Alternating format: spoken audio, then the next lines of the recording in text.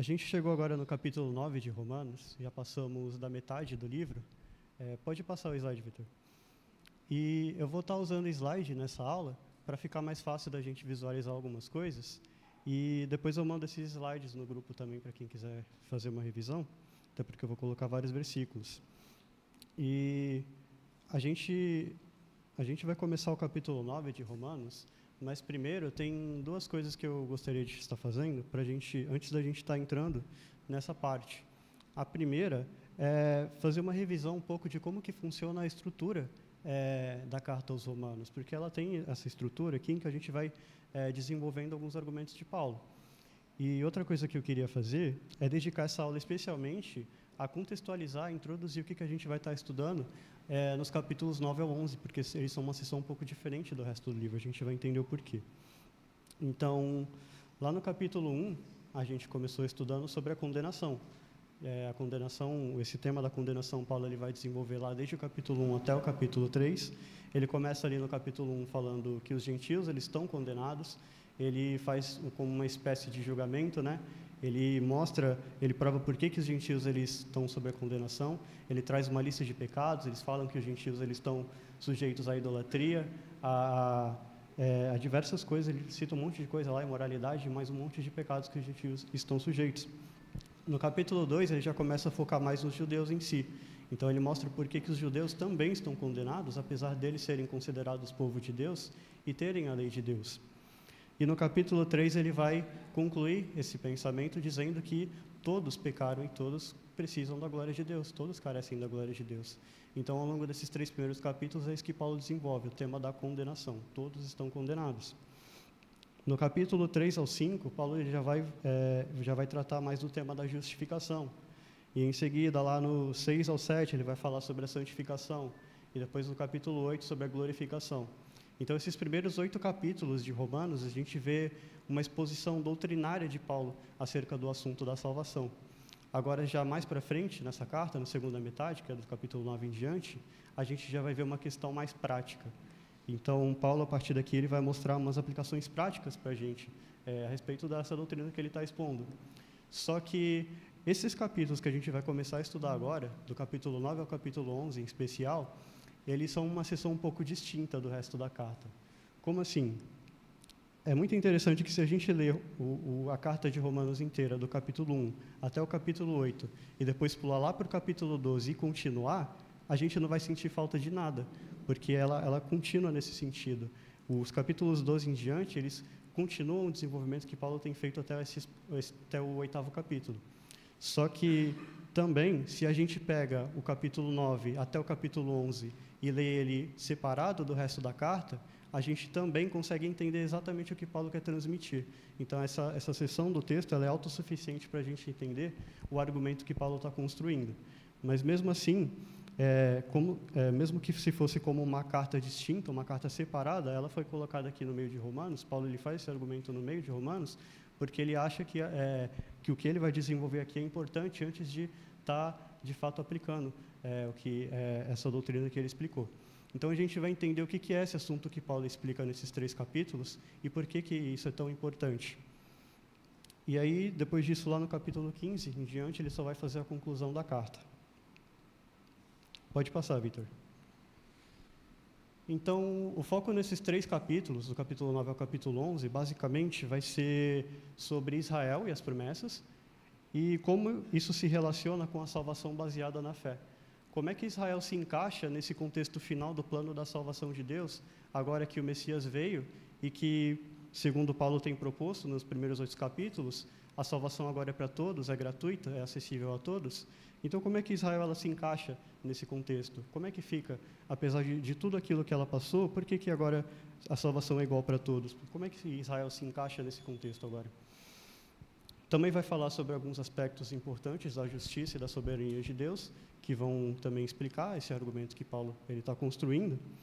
E é interessante que essa seção da carta, ela também trata de um contexto que é um pouco diferente da nossa realidade, porque a gente não lida hoje com problemas relacionados a judeus estranhando o Evangelho, judeus falando que tem algo de errado com o evangelho que a gente está pregando. A gente não tem esse problema nos dias de hoje aqui. Claro, existem sim ainda nos dias de hoje judeus que não aceitaram Jesus como Messias. Judeus que acreditam que se trata de uma blasfêmia, tudo que Paulo está falando aqui, mas não são problemas que nós lidamos. Então, por conta disso, eu acho importante a gente entender um pouco do contexto, e não só do contexto de quando Paulo escreve essa carta, mas também da mentalidade que os judeus tinham acerca disso. Então, no capítulo 9, que é o que a gente vai começar a estudar primeiro, Paulo ele vai tratar principalmente, não só, mas principalmente do passado de Israel. Então, ele vai falar lá das questões do Antigo Testamento, sobre a lei, sobre as promessas, qual o significado que aquilo tinha. No capítulo 10, ele vai focar principalmente no presente de Israel, ou seja, a igreja e a graça, como é que Israel se encaixa nesse contexto. E depois, no capítulo 11, ele vai focar principalmente no futuro de Israel, ou seja, a eternidade, como é que Israel vai ser salva, quem vai ser salvo, como. Mas quero deixar claro que quando eu estou falando de presente, de passado, no caso não é relativo ao nosso presente hoje, é relativo a quando Paulo ele escreveu a carta em si. E é claro, o momento em que eles estavam presentes se encaixa no mesmo momento do plano da salvação em que nós estamos hoje, depois da igreja ser estabelecida. Mas existem algumas situações naquele contexto que, como eu já disse, nós não vivenciamos hoje. Então, a gente precisa entender do que Paulo está falando primeiro. E é interessante também que o final dessa sessão, lá no capítulo 11, Paulo ele vai encerrar com um hino. E é muito interessante porque dá uma sensação mesmo de desfecho. E é um dos motivos também de eu estar dizendo que é uma sessão um pouco distinta, parece que é uma carta única que foi inclusa aqui dentro do resto da carta de Romanos. Pode passar, Vitor. Se eu estiver indo muito rápido, me avisa, tá? Se alguém quiser fazer um comentário. Um pouquinho mais lento. Estou indo rápido, né? Tá bom. Vamos lá. Então, por que Paulo ele faz essa explicação? Né? Por que ele dedica esses 3 capítulos para fazer uma explicação quanto a como Israel ela se encaixa no contexto da salvação? Eu vou colocar aqui nesse slide vários versículos. Se a igreja quiser acompanhar, vocês podem estar pegando a Bíblia. Esses versículos eu coloquei na tradução Almeida Revista e Atualizada, que é a mesma que a gente usa aqui, que fica ali na frente. E depois eu vou mandar esses slides também no grupo, para quem quiser rever os versículos e tudo. Então, o primeiro motivo de Paulo fazer essa explicação é porque os judeus eles não reconheciam Jesus como Messias.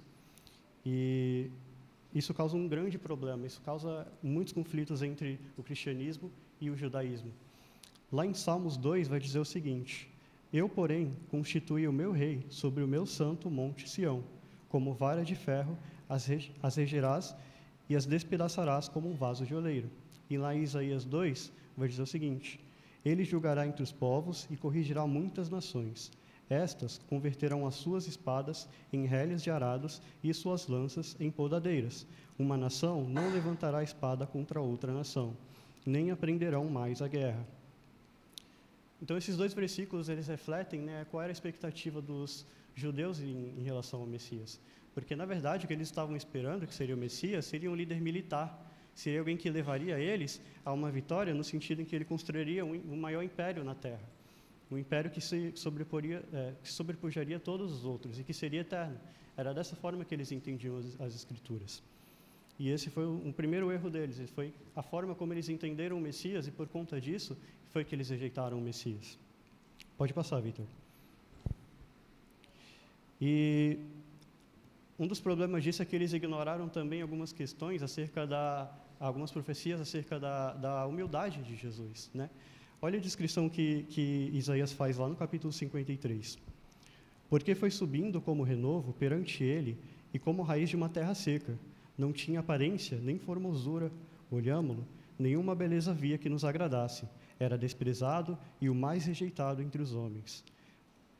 Homem de dores, e que sabe o que é padecer, e como um de quem os homens escondem o rosto. Era desprezado, e dele não fizemos caso. Ele foi oprimido e humilhado, mas não abriu a boca. Como cordeiro foi levado ao matadouro, e como ovelha muda perante os seus tosquiadores, ele não abriu a boca. Então, as Escrituras já descreviam o Messias que viria como alguém humilde, né? Como alguém que não era formoso. Está funcionando o microfone? Pode passar.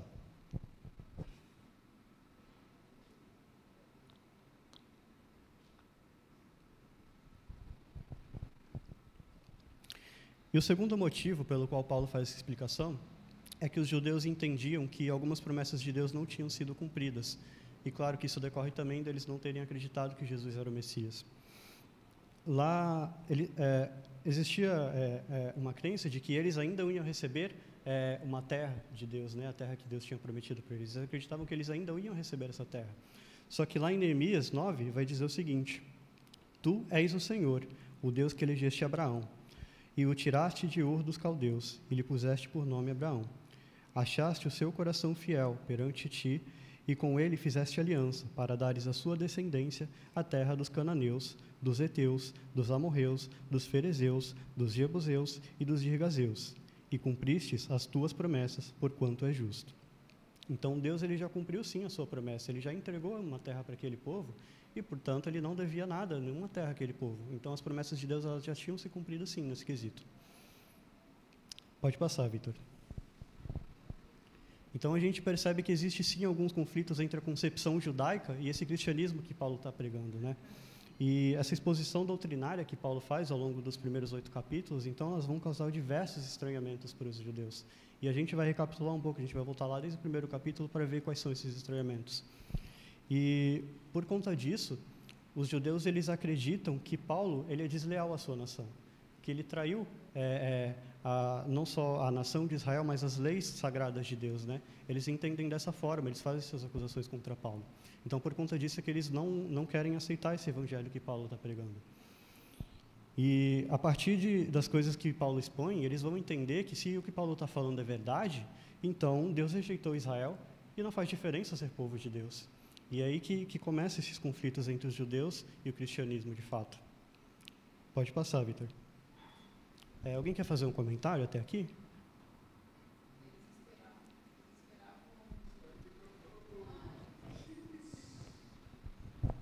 É bem claro que eles esperavam um reino material, né? Um reino com glória material, talvez maior que Salomão, maior que tudo que eles já tinham visto, porque eles achavam que era o enviado de Deus. Então, esse reino, na cabeça deles, como eles prezavam e viviam materialmente, eles acreditavam que a glória seria material e não espiritual, né? E as partes que fala que ele seria humilde, que ele seria como um cordeiro, humilhado, essas partes eles pulavam, né? Porque não fechava a conta na cabeça deles, né? Deve ser isso.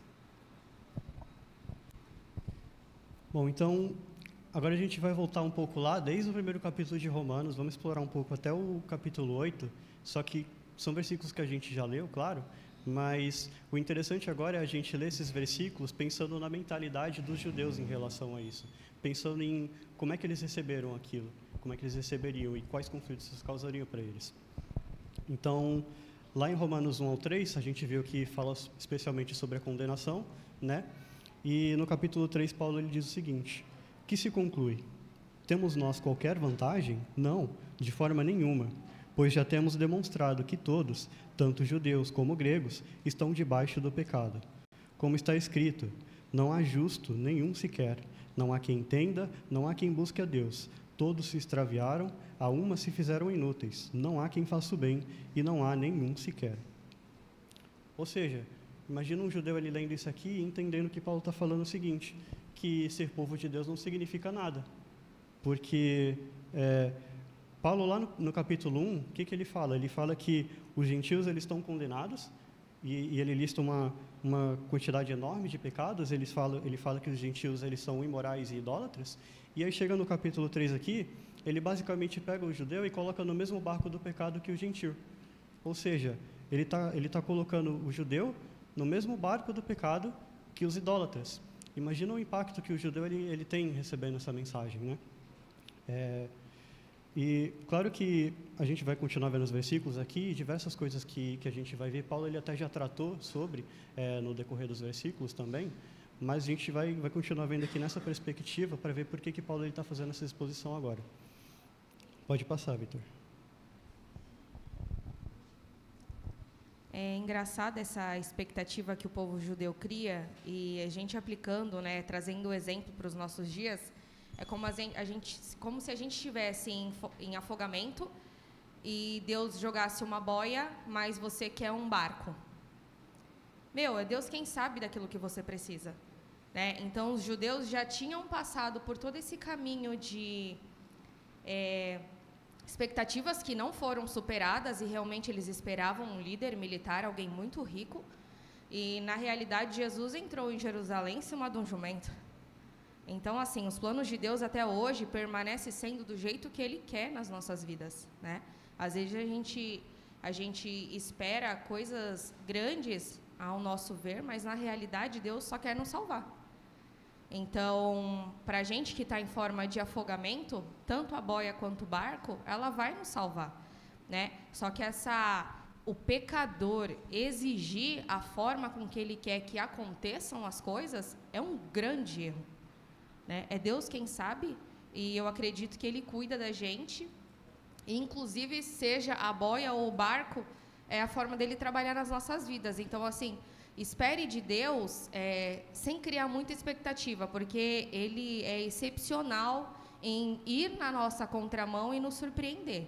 Então, de repente, Ele pode tanto agir naquilo que é muito pequeno, como naquilo que é muito grande. Mas, falando de salvação, você está afogado, agarra a boia, não fica esperando o barco, né?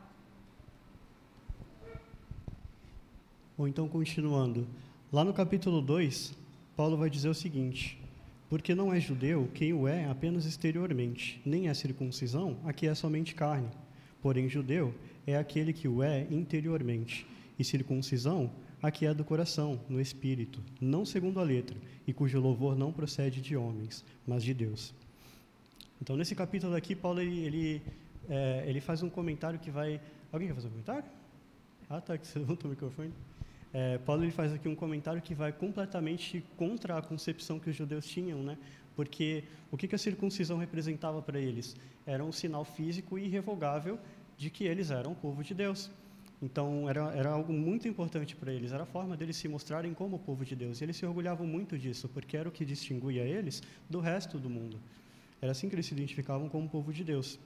E aí Paulo ele faz esse comentário aqui, e é como se ele estivesse dizendo que um gentil convertido, ele pode estar numa situação melhor do que um judeu circuncidado. E aí isso vai causar algum estranhamento para os judeus também. Pode passar, Vitor. Agora, já indo para o contexto da justificação, que Paulo fala lá dos capítulos 3 ao 5, ele vai falar o seguinte no capítulo 3. Mas agora, sem lei, se manifestou a justiça de Deus, testemunhada pela lei e pelos profetas, justiça de Deus mediante a fé em Jesus Cristo, para todos e sobre todos os que creem, porque não há distinção. E no 29 vai dizer: porventura, Deus somente dos judeus? Não o é também dos gentios? Sim, também dos gentios. Ou seja, todos são justificados, então a lei não serviu de nada? Porque, pensa bem, se tanto o judeu como o gentil agora, ele passa a ser salvo da mesma forma, então de que serviu a lei? Porque, se você ver dessa perspectiva, parece que Deus ele impôs para Israel um fardo para eles carregarem à toa, porque eles vão carregar esse fardo e vão chegar na salvação de um jeito, e enquanto os gentios eles não vão carregar esse fardo e também vão chegar na salvação do mesmo jeito. Então, quando o judeu passa por essa afirmação de Paulo, entendendo dessa forma, ele vai achar que é uma forma de Deus rejeitar Israel, ou talvez colocar um fardo, né, que eles não precisavam carregar. E é claro que Deus não colocou esse fardo para Israel à toa, porque a gente vai ver que a lei ela tem um propósito no plano da salvação, assim como ela teve também uma função para aquele povo. Pode passar, Vitor. Alguém quer fazer comentário? Isso que você acabou de falar lembra a parábola dos trabalhadores da vinha, né? Que Jesus fala, porque ele assalariou e quis pagar um denário para cada um, independente da ordem que foram chamados. E os judeus é bem isso, porque a partir do momento eles seguiram a lei, mas no momento que eles entenderam a salvação, eles passaram a ter direito a acesso a ela, né? E enquanto isso não. E é o mesmo que o gentil e o mesmo que nós hoje, o mesmo que se aplica para todo mundo hoje que está aqui, porque nós estamos aqui hoje. Se alguém lá fora resolver, não importa quantos anos eu estou, o Adalto está, a salvação é a mesma, né? Então, ainda sobre a justificação, lá no capítulo 3, versículo 27, Paulo vai dizer: onde, pois, a jactância foi de todo excluída. Por que lei? Das obras? Não, pelo contrário, pela lei da fé. Então, Paulo literalmente está afirmando que ter a lei de Deus não é um motivo de orgulho para os judeus. E isso também vai completamente contra a concepção que os judeus tinham. Pode passar, Vitor. E aí, lá no capítulo 4, que Paulo vai fazer aquela analogia com Abraão, né? Ele vai dizer o seguinte: pois que diz as Escrituras, Abraão creu em Deus, e isso lhe foi imputado para a justiça. Como, pois, lhe foi atribuída? Estando ele já circuncidado, ou ainda incircunciso? Não no regime da circuncisão, e sim quando incircunciso. Não foi por intermédio da lei que Abraão, ou a sua descendência, coube a promessa de ser herdeiro do mundo, e sim mediante a justiça da fé. Então, de novo, o judeu vai passar por isso aqui, ele vai ver que Paulo está afirmando que nem a lei e nem a circuncisão importam. E Abraão, ele era uma grande referência para os judeus, né? Eles tinham muito orgulho dos seus antepassados, especialmente de Abraão, né, que seria chamado pai da fé. Então, eles tinham muito orgulho de quem Abraão era para eles. E aí Paulo ele faz essa afirmação aqui e desestabiliza a base que existia para aquela concepção dos judeus, né? Pode passar, Vitor.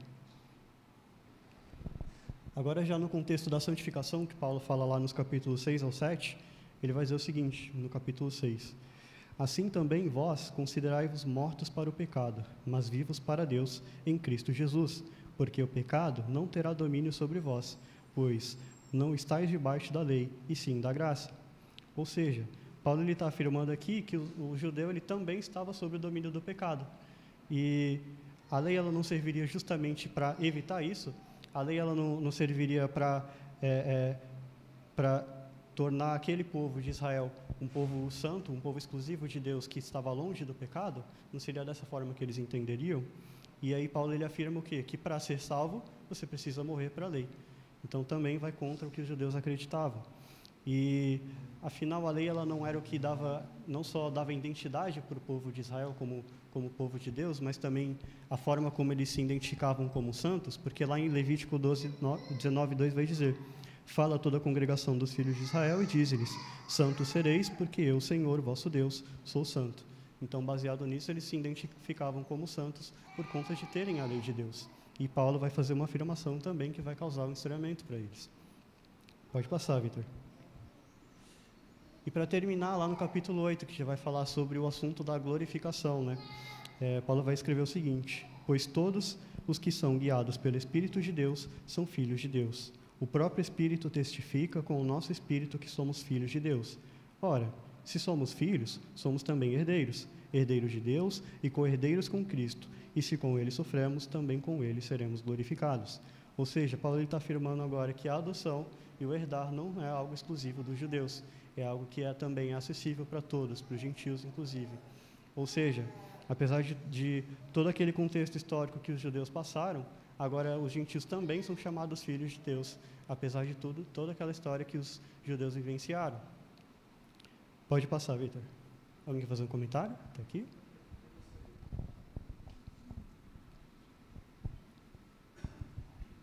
Então, Bota o slide, Vitor. Esse texto, e o resumo ele é muito interessante. O livro de Romanos foi feito para a igreja em Roma. Então, são dúvidas que os cristãos judeus ainda tinham. Eu fico imaginando, assim, muito bem explicado, mas eu fico pensando em algumas perguntas residuais que ficam, que os judeus tinham e que eu até algum tempo tinha, para falar a verdade. Porque se Jesus morreu para mim e Abraão não teve Jesus, Davi não teve Jesus, Adão, será que eles vão todos para o inferno?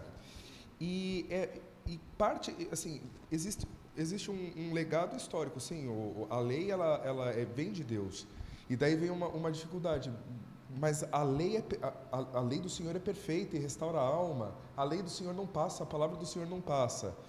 Como a gente faz com isso? Se a lei não passa, como é que, no final das contas, ela passou? Inclusive, tem muitos cristãos, hoje em dia, tem muitas denominações que falam, mas A gente continua seguindo o sábado, porque no final das contas, o sábado é o dia que está na lei para você descansar. Porque você desobedece à lei do Senhor, que é perfeita. E Romanos, ele coloca várias questões muito interessantes e ele desarma muitas coisas. Esse texto, por exemplo, de Abraão, que nós lemos e que eu, na época, eu não me atentei muito a isso, mas mostra que o poder de Jesus era tanto que ele consegue perdoar até aqueles que estavam antes dele. Abraão, Adão, Davi, Salomão, todas essas pessoas que foram justificadas não pela lei, porque a lei nunca serviu para justificação, como está sendo bem explicado. Mas no final das contas, essas pessoas todas são salvas por causa de Jesus. O que também coloca uma situação irônica e ele aponta para esses irmãos: vocês estão se apoiando na lei, mas Abraão não foi salvo pela lei, não existia lei na época de Abraão. A Moisés não foi salvo pela lei, ele foi salvo por causa de Jesus. E ele continua nessa toada para justamente mostrar a glorificação que vem através do Espírito, a justificação.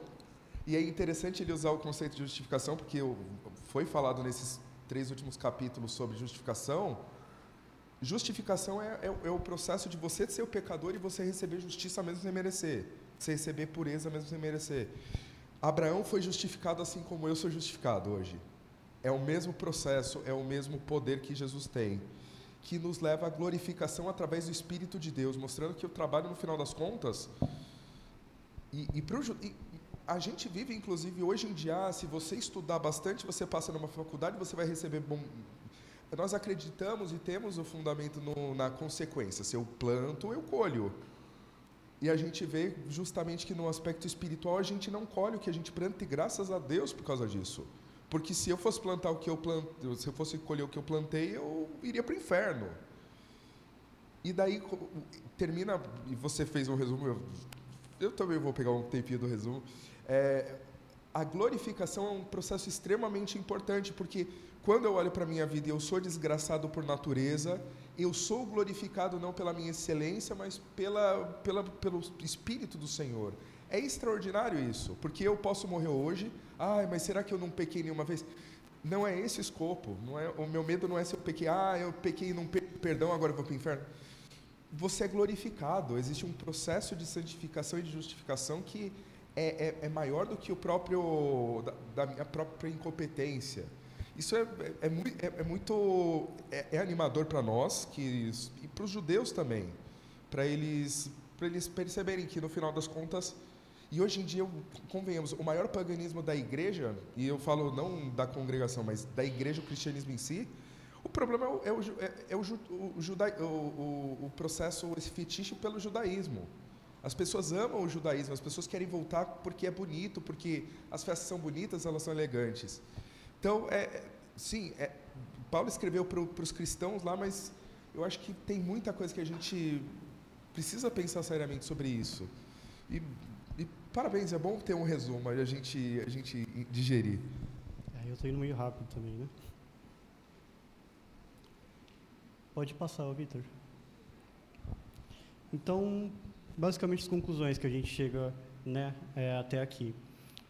Boa parte do problema do entendimento dos judeus em relação ao plano da salvação tem um padrão recorrente, né? É que eles esperavam o físico, quando na realidade era espiritual. Eles esperavam que o reino de Deus seria algo físico. Eles queriam aquele império glorioso, aquele império na terra que seria sobre todos os outros reinos.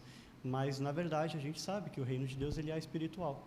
E os judeus eles não tiveram esse entendimento, por conta disso que eles vão chegar a muitos erros.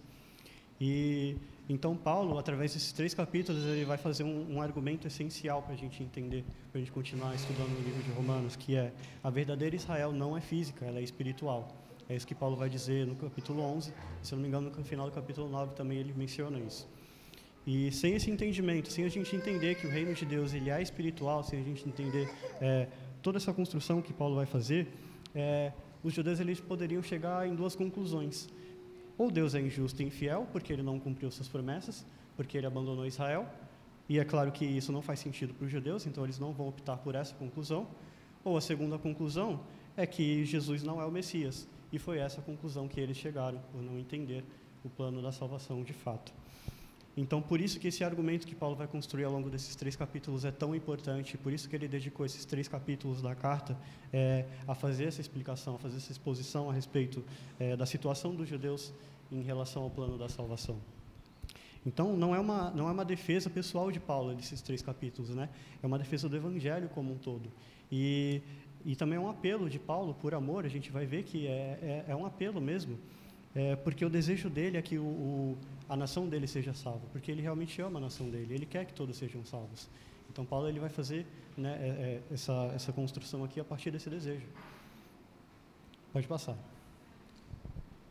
E essa situação gera uma ironia, né, porque os judeus eles acabaram rejeitando a Deus na tentativa de não rejeitar a Deus. Porque eles se apegaram tanto ao físico que não reconheceram de fato a glória de Deus. E o livro de João vai dizer isso, vai dizer lá, o verbo estava no mundo, o mundo foi feito por intermédio dele, mas o mundo não o conheceu. Veio para o que era seu e os seus não o receberam. E o verbo se fez carne e habitou entre nós, cheio de graça e de verdade, e vimos a sua glória, a glória como do unigênito do Pai. Porque Jesus Cristo é a glória de Deus, e eles não reconheceram a glória de Deus. E esse acontecimento, ele é descrito e previsto lá no livro de Isaías também, como pedra de tropeço. É dessa forma que Paulo vai citar, dessa forma que Isaías também citou, a gente vai ver sobre esse termo, o que isso significa, pedra de tropeço. Pode passar, Vitor. Deixa eu ver se ainda tem tempo. Então, eu trouxe essa representação aqui mais visual para a gente entender um pouco melhor o plano da salvação, né? Uma representação muito interessante para a gente entender como é que foi esse processo, né? Como é que os judeus eles se encaixaram ali no decorrer da história e como é que os gentios também entraram. Pode passar, Vitor. Então, a gente vai entender que o plano de Deus para a salvação ele começou lá nas promessas feitas de Abraão. Claro, já existiam promessas acerca de Cristo antes disso, lá no comecinho de Gênesis, a gente sabe que já existe uma profecia sobre Jesus, mas a gente vai entender que a execução desse plano da salvação, ela começa ali, no momento em que Deus estabelece aquelas promessas para Abraão. Pode passar, Vitor. E é muito interessante, porque lá em Gênesis 2:3, já dizia o seguinte, em ti serão benditas todas as famílias da terra. Ou seja, já era previsto ali que a salvação ela seria para todos, não só para os judeus. Aquela promessa ali não era só para os judeus. Então, apesar de os judeus eles serem o povo através do qual Deus operou o seu plano, a salvação não era exclusiva para eles. A adoção ela viria assim para os outros povos também, como chegou para a gente. Pode passar. E aí a história vai se desenvolvendo, a gente sabe como é que se desenvolve, e chega lá no ponto da lei dada a Moisés. E é interessante porque no Novo Testamento a gente vai ver algumas descrições do porquê, de qual é o propósito da lei de fato. Lá em Gálatas 3:19 vai dizer, qual, pois, a razão de ser da lei? Foi adicionada por causa das transgressões, até que viesse o descendente a quem se fez a promessa, e foi promulgada por meio dos anjos pela mão de um mediador. A gente vê aqui a relação, né, entre a promessa, o Cristo, através da lei. Pode passar, Vitor. E lá em Gálatas 3:24 vai dizer, de maneira que a lei nos serviu de aio para nos conduzir a Cristo, a fim de que fôssemos justificados por fé. Então, no quesito do plano da salvação em si, a lei ela tinha esse propósito, levar a Cristo. Esse era o propósito da lei, era levar até Cristo. Então, no momento em que a gente chega em Cristo, a lei ela cumpriu o seu propósito. Isso vai ser descrito, inclusive, no Novo Testamento. Pode passar, Vitor. Então, o Messias chegou e acontece que a lei é cumprida. O propósito da lei é, de fato, cumprido, como Paulo descreve lá em Romanos 10:4, porque o fim da lei é Cristo para a justiça de todo aquele que crê. Pode passar. Até que a gente chega no ponto em que Jesus morre na cruz. E aí, deixa eu ver se tem tempo. Tem tempo. E aí vamos fazer uma pausa aqui para também discorrer de mais alguns problemas que os judeus têm quanto a isso. Mas antes, alguém quer fazer um comentário até aqui?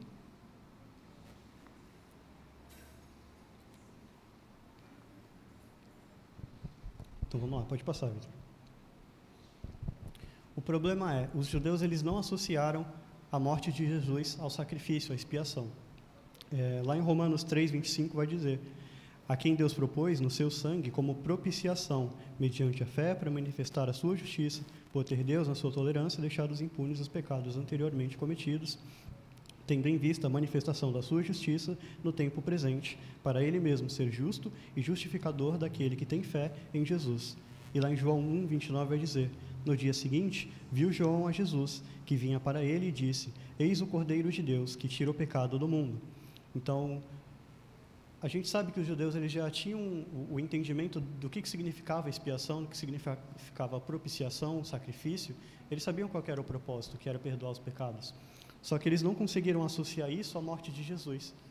E uma vez que eles não entendem que a morte de Jesus ela era assim um ato de sacrifício para que os pecados fossem perdoados, eles vão entender que se o Jesus morreu sem cumprir as profecias, então ele não é o Messias. Pode passar. E é por isso que lá em Isaías 8 vai descrever o seguinte: Ele vos será santuário, mas será pedra de tropeço e rocha de ofensa às duas casas de Israel, laço e armadilha aos moradores de Jerusalém. E lá no capítulo 9 de Romanos, Paulo vai dizer: Por quê? Porque não decorreu da fé, e sim como que das obras. Tropeçaram na pedra de tropeço, como está escrito: Eis que põe em Sião uma pedra de tropeço e rocha de escândalo, e que aquele que nela crê não será confundido. Pode passar. Então, a pedra de tropeço que é descrita na Bíblia é Jesus. Eles não reconheceram que Jesus era o Messias, e por conta disso é que eles se desviam do caminho. Eles tropeçam do caminho correto, que seria para seguir o plano da salvação. Então, eles seguiram corretamente, eles receberam as promessas, eles receberam a lei, eles guardaram a lei, e eles estavam indo bem. Mas quando chega o Messias, que era o propósito de fato da lei, eles não o reconhecem, e é por isso que eles tropeçam. Por isso que Isaías e Paulo vão descrever esse acontecimento como pedra de tropeço. Pode passar. E aí, depois disso, a igreja é estabelecida, os gentios, eles agora se encaixam no plano da salvação, a gente vê que eles andavam ali em paralelo, né? Não tinha uma conexão entre os gentios e o plano da salvação, que os judeus estavam cursando até aqui, e no momento que a igreja é estabelecida, eles passam a entrar nesse caminho. A partir daqui, eles podem seguir em direção à eternidade. E lá em Efésios 2,14 vai dizer: Porque ele é a nossa paz, o qual de ambos fez um, e tendo derribado a parede da separação que estava no meio, a inimizade. Então, é descrito aqui que existia uma parede, um muro que separava esses dois povos, e Jesus Cristo, ele derrubou essa parede. E por conta disso, os dois povos agora, eles estão unidos no mesmo propósito, no mesmo caminho que leva à salvação. Pode passar. E aí, lá em Isaías 65 vai dizer: Fui buscado pelos que não perguntavam por mim, fui achado por aqueles que não me buscavam, a um povo que não chamava do meu nome. Eu disse: Eis-me aqui, eis-me aqui. Então, esse aqui é o acontecimento, né, que Isaías descreve, que Paulo também vai citar ao longo desses capítulos que a gente vai estudar, que os gentios, que eram um povo que não procuravam a Deus, eles alcançaram Deus, enquanto os judeus, boa parte acabou se desviando do caminho. Pode passar. Até que a gente chega finalmente num contexto em que a gente vive hoje, que é a salvação pela graça, aguardando a eternidade. E aí, todos aqueles que passaram pela aceitação de Jesus Cristo como Messias, eles estão inclusos nessa parte aqui, que é o contexto em que nós vivemos hoje.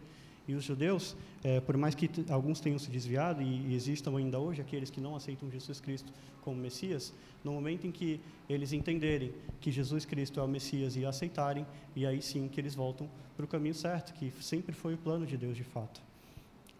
Alguém quer fazer um comentário até aqui?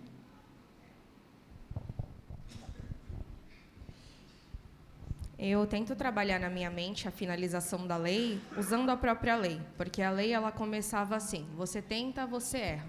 Você tenta, você erra, você nunca conseguia cumprir. E ela finalizava na morte de um cordeiro que fazia, né, aquele trabalho que a gente conhece. Então, realmente, a lei ela teve ali o seu cessar quando Cristo, como cordeiro perfeito, veio e apagou o pecado de todos, né, e perdoou o pecado de todos. Então, eu acredito que não seja uma dificuldade da congregação, mas, infelizmente, existem pessoas que têm essa mentalidade, que a lei ela ainda deve ser cumprida, nem tanto na íntegra, mas com resquícios, mas, na realidade, não. Ela fez o seu papel, ela apontou a Cristo, né, ela mostrava ali em simbologia que alguém morria pelo pecado, né, das pessoas, do homem, e ela acaba em Cristo, como diz Romano, porque o fim da lei é Cristo. Então, assim, se fosse olhando por essa forma de simbologia, como o próprio judeu ele vive até hoje, né, por símbolos, por rituais, por coisas que aconteceram, então acabou. né? Então, passaram por esse período, o cordeiro morria ali anualmente por conta do pecado do povo, e Hebreus vem falando isso, né? Um único sacrifício, um único sacerdote e acabou. Então, o fim da lei realmente é Cristo, e não tem mais conversa sobre esse assunto, né? Pode passar, Vitor. Então, a gente vai parar por aqui. O objetivo da aula de hoje era a gente entender justamente o contexto, o motivo de Paulo escrever essa carta, entender a estrutura da carta, né, como é que Romanos se desenvolve, e também o pensamento dos judeus, para que a gente entenda o que Paulo ele vai estar desenvolvendo como argumento ao longo desses 3 capítulos que a gente vai estudar. Amém? Então, a gente começa a ler a partir do primeiro versículo. A gente não fez nenhum versículo hoje. A gente começa no primeiro versículo, na próxima aula. Deus abençoe a igreja.